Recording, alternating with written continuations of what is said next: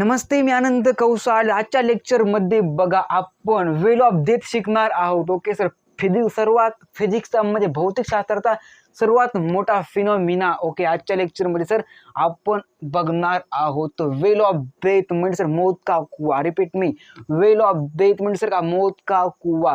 तर हे मौत का कुवा कशा प्रकारे परफॉर्म करतो विदाउट ॲक्सिडंट, हे सर आजच्या लेक्चरमध्ये आपण बघणार आहोत. ते टोटल थिअरम सर आजच्या लेक्चरमध्ये आपण बघणार आहोत. की बघा, मोजक्या कुवामध्ये जेव्हा सर कोणताही जो प्लेयर आहे, जो एखादा शो परफॉर्म करत आहे, तेव्हा तो बिना ॲक्सिडेंट कशा प्रकारे आपला शो परफॉर्म करतो, हे आजच्या लेक्चरमध्ये आपण जाणून घेण्याचा प्रयत्न करू. तर सुरू करूया आजच्या लेक्चरला. वेल ऑफ डेथ म्हणजे सर मौत का कुवा. To perform well of death without accident, it is a one necessary to maintain velocity which depends on radius r coefficient and acceleration into gravity. Sir ji काय दिलं बघा, आपला लाईन सर काय दिली बघा, to perform well of death. Sir जेव्हा sir आपला well of death sir कोणताही प्लेअर परफॉर्म करतो, सर जी काय करतो बघा, कोणताही सर जेव्हा कोणताही player well of death sir perform करतो विथ काय minimum velocity, maintain velocity without accident, it is necessary to maintain velocity. Sir okay, जर गडी त्याला कोणता ऍक्सिडेंट जर होऊ द्यायचं नसेल गडे, तर त्याला मेंटेन करावी लागेल सर त्याची वेग म्हणजे velocity which defence on radius. Sir okay, कारण सर वेल ऑफ डेथ आपण ऐकलं की बघा, वेल म्हणजे काय, विहीर. ओके, तर बघा जे आपला विहीर असते ती एका प्रकारे सर्क्युलर असते, तर सर आपला रेडियस तिथं खूप महत्वाचा असतो. Defence of radius r coefficient and acceleration into gravity, sir, is a principle. Yes or no? Yes sir. तर Fs is equal to mu s n, therefore n is equal to mu, not mu, m v square by r.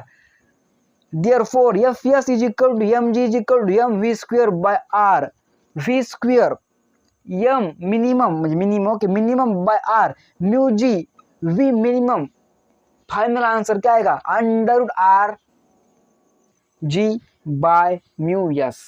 Sir बघा, ह्या फॉर्म्युल्यानुसार, या प्रिन्सिपलनुसार, या थिअरमनुसार sir आपला well of death perform केला जातो. Sir ji काय होतं बघा, कारण जर आपण वेल ऑफ डेथ जर परफॉर्म जर करायला ठरवलं, कोणतं जर प्लेन करायला ठरवलं गडे, तर बघा डेथ जास्त आपला well of death without accident जर आपला परफॉर्म जर करायचा असेल गडे, तर मेंटेन व्हेलॉसिटी आपला करावी लागेल. सर त्याच्या टोटल पथ्य पाळावे लागते. ओके, आपल्याला या फॉर्म्युल्यानुसार आपला तिथं चालावं लागेल. जर गडे आपण बिनकामी जर कार्यक्रम केला, व्हेलॉसिटी जर गडे तर कमी जास्त झाली गडे, तर सर आपला ॲक्सिडेंट वगैरे होऊ शकतो. आपण जर काय केलं, आपण लिहिलं विदाउट ॲक्सिडेंट जर आपला परफॉर्म जर करायचा गडे, तर या क्वेश्चन या फॉर्म्युल्यानुसार आपला तो परफॉर्म करावा लागेल. सर जी, अन्यथा सर आपला 100% ॲक्सिडेंट होणार म्हणजे होणारच.